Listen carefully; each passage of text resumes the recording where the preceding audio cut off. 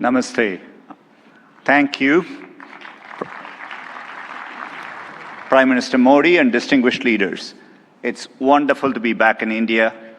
Every time I visit, I'm struck by the pace of change, and today is no different.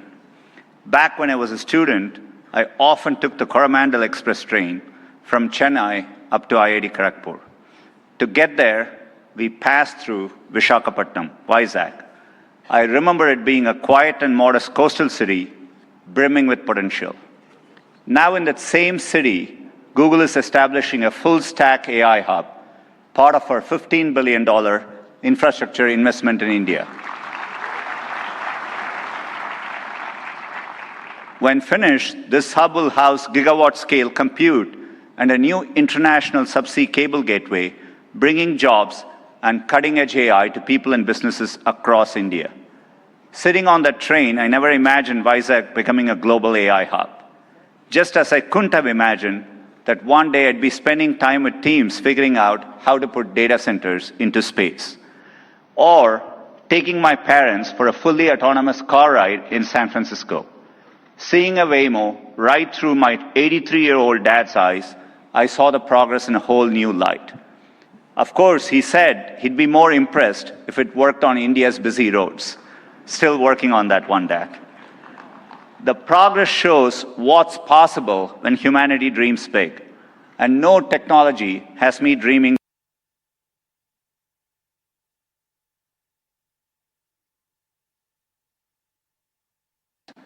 We are on the cusp of hyper-progress and new discoveries that can help emerging economies leapfrog legacy gaps. But that outcome is neither guaranteed nor automatic.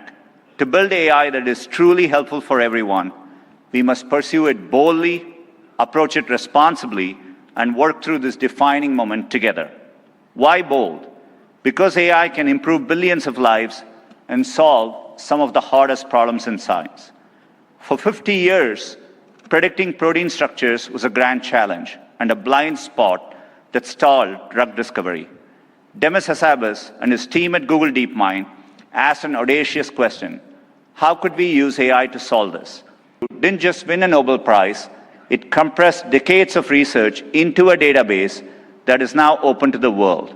Today, over 3 million researchers in more than 190 countries are using it to develop malaria vaccines, fight antibiotic resistance, and much more.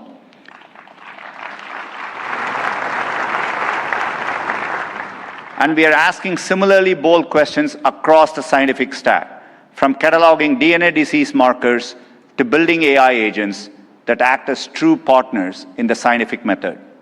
We must be equally bold in tackling problems in regions that have lacked access to technology.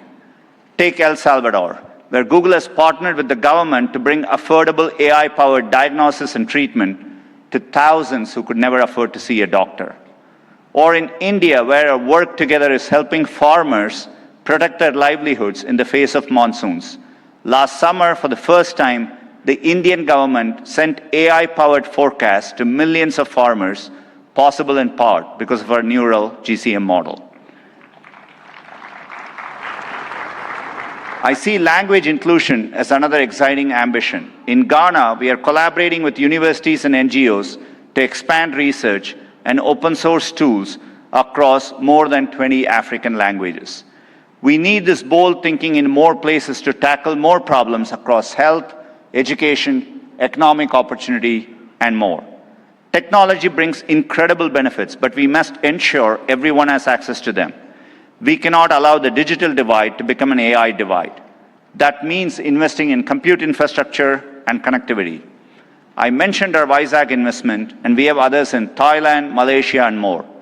We're also building a vast network of subsea fiber optic cables, including 4 new systems between the US and India, as part of our America-India Connect initiative announced yesterday. Responsibility also means navigating profound economic shifts.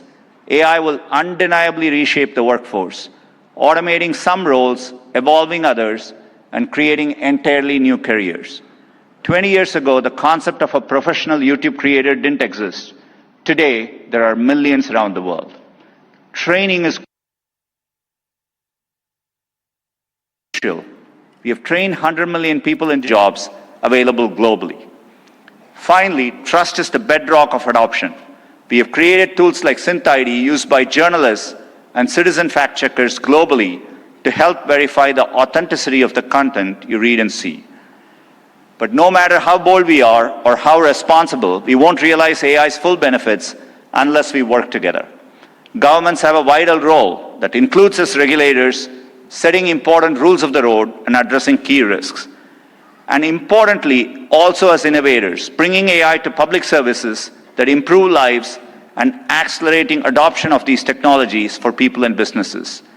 There are glimmers of this from around the globe, from the Ugandan government using AI and satellite imagery to locate priority areas for electrification, to getting potholes fixed for residents more efficiently in Memphis, Tennessee, by using AI scans of road surfaces from buses. Tech companies must also step up, building products that boost knowledge, creativity, and productivity to help people achieve their dreams. And we also need companies of all sizes thinking about this, harnessing AI to innovate and transform their businesses and sectors, and to skill up and empower workers. We have the opportunity to improve lives at a once-in-a-generation scale. I know we have the capability to do this, and looking at the leaders here today, I believe we also have the will. Now we must do the work together. Thank you.